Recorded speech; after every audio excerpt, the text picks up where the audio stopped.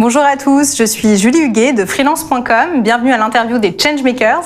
Alors l'interview des Changemakers, c'est une interview qui est dédiée à ces personnalités, ces femmes et ces hommes qui, partant de constats dans leur vie privée, professionnelle, ont envie tout simplement de faire les choses différemment, qui ont lancé des entreprises ou qui accompagnent à la transformation. Et aujourd'hui, donc, je suis ravie d'être avec Marc Bollier. Bienvenue. Donc tu es à la tête de Public Impact Management et tu accompagnes depuis maintenant 30 ans les entreprises du secteur public. Et alors, c'est vraiment une thématique qui est intéressante puisqu'on s'imagine toujours le gros mastodonte qui bouge doucement, alors que finalement, il se passe plein de choses. Est-ce que tu peux nous raconter qu'est-ce que c'est qu'être Changemakers dans le secteur public ? Bonjour Julie. Oui, effectivement, c'est un métier qui m'occupe depuis de nombreuses années. Alors, en fait, quand tu dis c'est un gros mastodonte, on a l'impression que rien ne se passe. En fait, il faut bien voir qu'il se passe beaucoup de choses, mais qu'en même temps, quand on est une administration publique, on n'a pas forcément la vocation à changer à la même vitesse que quand on s'appelle une grande entreprise privée.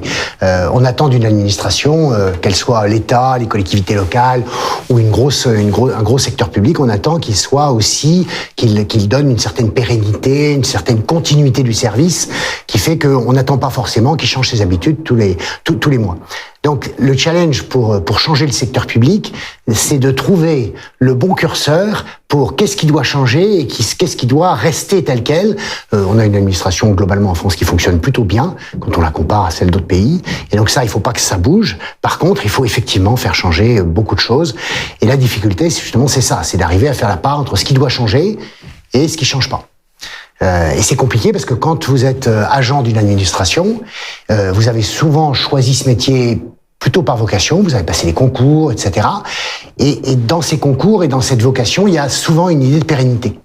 On n'a pas forcément envie de défaire demain ce qu'on a choisi de faire hier, quoi. Et donc c'est vraiment difficile, plus difficile que dans le secteur privé. Et puis on n'a pas les mêmes leviers. On n'a pas le profit, par exemple, qui est important. Voilà, donc c'est ça. Faire changer le secteur public, c'est difficile et c'est plutôt subtil parce que c'est une question de curseur. Et finalement, on n'a pas la même manière de le faire. On doit accompagner le changement différemment, motiver les personnes à finalement à mettre en place ce changement. Et comme tu dis, c'est pas forcément dans leur envie, c'est pas pour ça qu'ils ont choisi ce métier. Donc il y a une vraie conduite du changement à avoir. Et tu actionnes quel type de levier du coup pour y arriver ? Alors, c'est différent du secteur privé. Voilà, c'est sans doute une des grandes différences avec le même métier, donc le métier du conseil, d'accompagnement des acteurs, de changemaker. C'est vraiment une des grosses différences entre être changemaker dans le secteur public et dans le secteur privé. Dans le secteur privé, on peut utiliser des leviers, j'allais dire classiques. Ça peut être la hiérarchie, ça peut être évidemment la motivation des agents en les promouvant, ça peut être aussi le fait de leur donner des salaires supplémentaires, des primes, etc. Tous ces leviers dans le secteur public n'existent pas, ou très peu. Ah oui. Quand on peut pas donner une prime à l'agent, on peut pas le promouvoir plus vite que prévu parce qu'il y a des règles. Voilà. Donc on est obligé de jouer sur des leviers extrêmement différents. C'est vraiment d'ailleurs un métier très spécifique puisque dans la plupart des très grands cabinets, les practices, comme on dit, c'est-à-dire les équipes secteur public, sont toujours identifiées en tant que telles parce qu'elles parlent un langage, elles ont des méthodes différentes de celles qui font le même métier mais dans le secteur privé. Et c'est quoi ces leviers alors ? Alors ces leviers, il y en a pas mal. Il y a le levier de la modernité qui est intéressant parce que les gens des ministères, ils ont une vie privée et ils se rendent compte qu'ils utilisent les outils, par exemple numériques, et ils sont toujours très déçus quand dans leur ministère ou dans leur commune, on n'a pas ces mêmes outils. Donc le levier de la modernité, soyez moderne, soyez avec votre temps. C'est un levier qui marche pas. Le parapheur numérique. La signature électronique est un excellent exemple. Merci. Il y a un deuxième levier qui est la fierté au travail. La plupart des gens qui sont dans les ministères, dans les grandes collectivités locales, dans les services publics, ils ont fait ce choix, ils ont fait un choix. Et donc la fierté au travail, c'est quelque chose de très important. Donc si on arrive à leur démontrer que le changement qu'on leur propose va améliorer, qu'ils vont pouvoir être plus fiers de leur travail et de ce qu'ils font pour les usagers, ça les motive. Voilà, donc, et ça, c'est marrant parce que ça pourrait marcher aussi dans le privé. Finalement, on l'utilise moins. On l'utilise moins parce que finalement, peut-être que dans le privé, entre quelque chose qui est très utile à l'usager mais qui rapporte moins d'argent par rapport versus quelque chose qui est moins utile mais qui rapporte beaucoup d'argent, on a quand même tendance de temps en temps à choisir la deuxième solution. Dans le secteur public, jamais. On fera jamais ça. Donc la modernité, c'est sûr, le côté fierté au travail, et puis il faut pas oublier que de temps en temps il y a aussi le réglementaire. De temps en temps, le gouvernement, l'Assemblée prend une loi. On peut prendre un exemple sur lequel on reviendra peut-être tout à l'heure, c'est la dématérialisation de ce qu'on appelle les autorisations du droit des sols. Donc c'est un jargon pour dire les permis de construire. Pour faire simple. Okay. Voilà. Donc on va dématérialiser, tout le monde va dématérialiser les permis de construire. Donc on déposera son dossier de permis de construire entièrement en numérique. Et ben on utilise un levier réglementaire et on dit à tous les acteurs, écoutez, à partir du 1er janvier 2022, il faut que vous puissiez dématérialiser. Oui, c'est comme ça, pas autrement. C'est comme ça et pas autrement. Donc c'est un levier qui marche. Parce qu'à un moment donné, on est fonctionnaire, on n'a pas trop le choix et on obéit à ses supérieurs, qu'on soit convaincu ou non. Donc c'est un levier important aussi, qu'on utilise assez régulièrement. C'est pas le levier principal, mais c'est utile. Ça en fait partie. Tout à fait. Bon, c'est super intéressant. Donc toi, tu es Changemakers, tu accompagnes donc ces transformations du secteur public. Et comment tu arrives à savoir que tu as bien réussi la transformation? Est-ce que c'est le même type de KPI qu'on suit dans le privé que sur le secteur public? Comment tu sais que finalement, tu as réussi à embarquer les équipes et que tu as réussi à mettre en place ce que tu avais à mettre en place? Alors, dans le secteur public, on n'utilise évidemment pas du tout le jargon KPI. D'ailleurs, ça n'a aucun sens. Ouais. Un agent public, il ne sait pas ce que c'est qu'un KPI. Donc, on n'utilise pas du tout les mêmes indicateurs. Oui. Là encore, le secteur privé est très, très différent puisque les KPI, ils ont quand même beaucoup une connotation financière. Dans le secteur privé, c'est quand même finalement l'argent à la fin qui fait une bonne partie du sujet, même si heureusement, c'est pas la totalité. Ce levier-là ou cet indicateur-là, on ne l'a pratiquement jamais dans le secteur public. On a eu à un moment donné, rappelez-vous de la LOLF et de l'époque de la RGPP de Nicolas Sarkozy, on avait un indicateur qui était finalement le nombre de postes. Combien on va gagner de nombre de postes, qui était une sorte d'indicateur financier.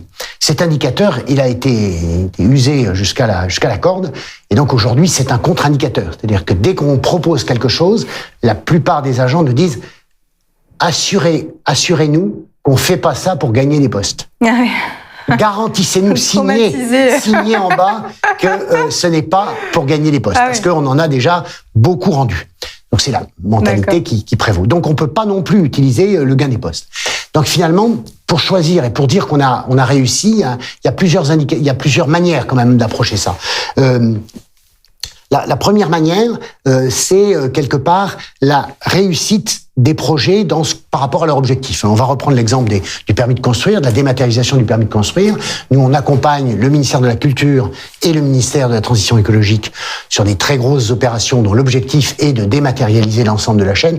Et c'est assez compliqué puisqu'il y a plusieurs dizaines d'acteurs qui participent à tout ça. Et ben, le vrai indicateur de réussite, c'est quand toi, Julie, tu pourras déposer ton extension de véranda de manière dématérialisée, si tu le souhaites, à partir du 1er janvier 2022. Et c'est mon expérience C'est ton expérience utilisateur qui va dire, finalement, on peut prendre un deuxième exemple sur le même mode, qui sont les impôts.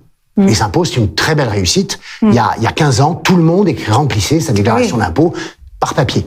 Aujourd'hui, plus personne ne le fait, ou très très peu, et ça marche globalement extrêmement bien. Donc ça, c'est vraiment des indicateurs. Mais il a fallu presque 15 ans. Donc on est sur des indicateurs qui ne se mesurent pas au mois, ni même à l'année. On est sur des indicateurs sur le temps long. Voilà, donc ça, c'est des indicateurs importants. Alors, comme les réussites sont très collectives, puisque dans mon métier, on accompagne des gens qui sont finalement, c'est eux qui ont les manettes, c'est eux qui font le changement. Enfin, c'est eux qui changent. Nous, on fait pas leur métier. On est là pour les aider. Alors, les indicateurs pour notre propre métier, c'est finalement la relation qu'on a réussi à créer et la confiance qu'ils nous font. Voilà. Alors que de temps en temps, on les bouscule. Voire même on les secoue très fortement en leur disant non, c'est dans cette direction qu'il faut aller. Donc l'indicateur, c'est est-ce qu'ils font ce qu'on leur propose, est-ce qu'ils sont convaincus par ce qu'on leur dit, et est-ce qu'à la fin finalement ça marche, à condition de se donner un peu le temps long. Il ne faut pas juger ça sur 1 an ou sur 2. Et alors du coup, j'imagine qu'il y a quand même parfois certaines frustrations. Qu'est-ce que c'est la frustration quand on est un changemakers du secteur public? Oui, des frustrations, il y en a beaucoup. Évidemment, c'est normal. Quand on est changemaker dans le secteur public, on cherche finalement à bousculer ou à challenger les habitudes des agents, des encadrants. On cherche à aider les encadrants à faire changer leurs équipes, puisqu'il faut qu'ils aient un rôle de transmission de tous ces mouvements qui sont quand même de plus en plus importants. Et donc finalement, ce qu'on cherche, et là on rejoint le secteur privé, c'est avoir un impact un impact sur les choses. Et donc la frustration, elle naît de cet objectif, c'est que dans le secteur public, pour savoir si on a eu un impact, eh ben ça prend beaucoup plus de temps que dans le secteur privé. Donc la vraie frustration, elle est autour de la lenteur. Je me souviendrai souvent d'un fonctionnaire rencontré lors une collation quelconque, 5 ans après qu'on ait travaillé dans son ministère, qui m'aborde en me disant Monsieur Bollier, on vient de mettre en place les recommandations que vous nous aviez faites en termes d'organisation. Ah oui. Et la mission datait d'il y a 5 ans. Ah oui. Et donc, on tombe un peu de l'armoire, on tombe un peu de l'armoire, et ben non. Il faut accepter cette frustration qui est la lenteur. Et moi, j'y vois toujours un côté positif, c'est qu'en fait, les administrations n'ont pas à évoluer à la même vitesse que le secteur privé. Il faut qu'elles évoluent, si on reprend Crozier, parce que l'environnement évolue et qu'il faut que ça bouge, mais elles n'ont pas forcément à évoluer à la même vitesse parce qu'il ne faut pas forcément qu'elles se précipitent dans toutes les modes, les nouvelles vogues, etc. Donc, c'est pas forcément indispensable. Voilà. Donc, la frustration, c'est la lenteur. Mais on s'y fait. Au bout d'un moment, on s'y fait. Surtout tu t'adaptes au rythme de tes clients, finalement. Exactement. Et puis, tu es là sur la longueur. Quand tu as investi dans ce sujet, tu le gardes un bon moment. Et donc, tu peux voir finalement les effets.